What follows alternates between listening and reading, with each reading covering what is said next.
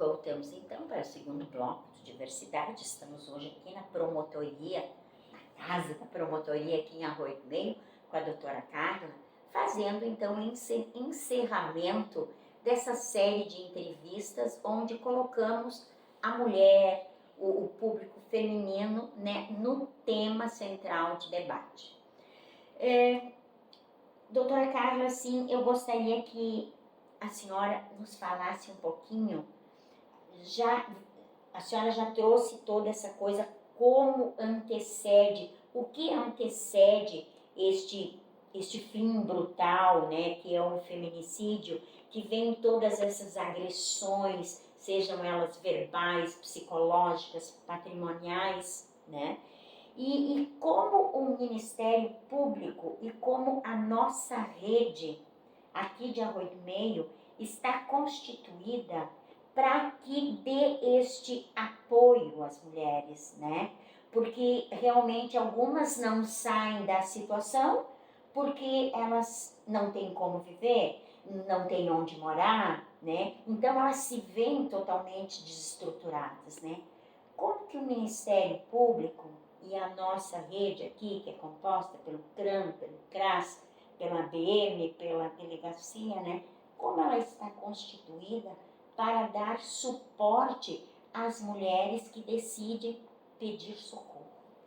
Bom, em primeiro lugar, eu queria agradecer também a todas as entidades, todas as pessoas integrantes da rede de proteção às mulheres aqui de Arroio do Meio, porque nós temos muitas pessoas comprometidas, muitas pessoas competentes e que lutam há bastante tempo para que a rede se estruture, para que a rede funcione, tá? Nós tivemos uma caminhada, a rede começou devagarinho e uma das grandes lutas que nós tivemos e que a gente continua tendo é com um mecanismo que existe, que é a comunicação, um formulário que existe de comunicação de suspeita de violência doméstica. E isso é muito importante, por quê? Porque na grande maioria das vezes, quando a mulher vai na delegacia ou vai procurar algum serviço de atendimento, aquela não é a primeira vez que ela sofreu violência. Então, como é que funciona? Vamos supor, eu fui agredida e eu vou no posto de saúde, mas eu não digo que eu fui agredida. Eu conto uma outra história. Sim. Mas os profissionais de saúde do posto de saúde têm a obrigação de notificar essa agressão. Então, assim, os profissionais de saúde do posto de saúde, profissionais de saúde do hospital. Por quê? Porque aí a rede consegue, de alguma maneira, ir naquela mulher para tentar fortalecer ela. Muitas vezes a rede vai e a mulher continua negando. Mas pelo menos vai alguém e diz: nós existimos, nós estamos aqui. Quando tu tiveres no teu tempo, nós estamos aqui para te acolher. Né? Então isso é um trabalho que foi sendo feito devagarinho, até todo mundo se conscientizar, até porque muitas vezes eu sei, é um município pequeno, então às vezes o próprio profissional de saúde ou quem vê aquela situação muitas vezes fica constrangido, mas é uma obrigação legal, né? Então isso foi um dos primeiros passos. Depois a gente trabalhou um bom tempo com o fluxo das informações, né? E para organizar onde a mulher iria, onde a mulher não iria, exatamente para evitar essa coisa da revitimização. Sim. Que vai aqui, não é aqui, vai ali, não é ali, né? Então, mesmo que não seja aquele o local onde ela vai buscar o que ela precisa, porque ela pode estar precisando de atendimento psicológico, ela pode estar precisando de atendimento jurídico, ela pode estar precisando de qualquer tipo de atendimento que pode não ser naquele local. Aquele espaço. A gente conseguiu fazer com que todos os espaços tenham um atendimento qualificado de escuta e acolhimento. E nós conseguimos, agora então, com a inauguração do CRAM, a gente conseguiu concentrar todos os atendimentos que a mulher vai precisar num só lugar. Não significa que a mulher vai lá e vai ter a sua situação solucionada. A mulher vai no CRAM e ela vai ser acolhida. Então vai ter um atendimento jurídico. Não é que a advogada do CRAM vai entrar com uma ação para resguardar os direitos da mulher, mas a advogada do CRAM vai dar todo o suporte, todas as informações e orientações. A psicóloga vai atender, vai fazer aquele primeiro atendimento, que pode não ser um atendimento, o primeiro atendimento. Ela vai fazer aquele atendimento inicial para estabilizar aquela mulher e, caso seja necessário, uma continuação desse atendimento, então ela vai ser encaminhada para a rede de saúde pública. E, então, o CRAM, atualmente, é onde é centralizado todo este atendimento. Como eu disse semana passada, quando eu tive a oportunidade de participar de um evento ali na praça, é muito importante que todo mundo, que todas as pessoas, sejam homem ou mulher, saibam da existência do CRAM e saibam da função do CRAM. Por que eu digo homens e mulheres? Porque, efetivamente, as mulheres que são as vítimas de violência, mas pode acontecer de um homem saber que uma amiga sua está sendo vítima de violência. E ele ir no CRAM para saber informações para poder ajudar essa mulher é importante. Então, o que é muito importante? Todo mundo saber que o CRAM está de portas abertas, não só para a mulher que foi vítima de violência doméstica, mas também para a população que quer se informar para poder, de alguma maneira, ajudar alguma vítima de violência doméstica. Porque é muito mais fácil eu, como amiga, conversar com a minha amiga que está sendo vítima, né? O CRAM, óbvio, as profissionais são maravilhosas, mas ela não consegue, mas aquelas profissionais, elas não vão, se não tiver essa notificação, adivinhar quem é que está sendo vítima de violência. Exatamente. Então, isso é muito importante. A gente agora tem um serviço altamente qualificado. Esse serviço, inicialmente, é para o município de Arroio do Meio, mas nós estamos fazendo tratativas para que esse serviço atenda todos os municípios da comarca. E isso foi uma iniciativa minha, enquanto promotora. Por quê? Porque os outros municípios da comarca são municípios com uma população muito pequena. Então, eles nunca iam receber um CRAM. Né? Então, eu conversando com o secretário de saúde, com o prefeito, com as técnicas do CRAS, do CRAM, chegamos nessa configuração de nós termos um CRAM regional. Então, provavelmente o CRAM regional, né, vai se organizar e vai fazer também atendimentos nos municípios. Interessante. Né?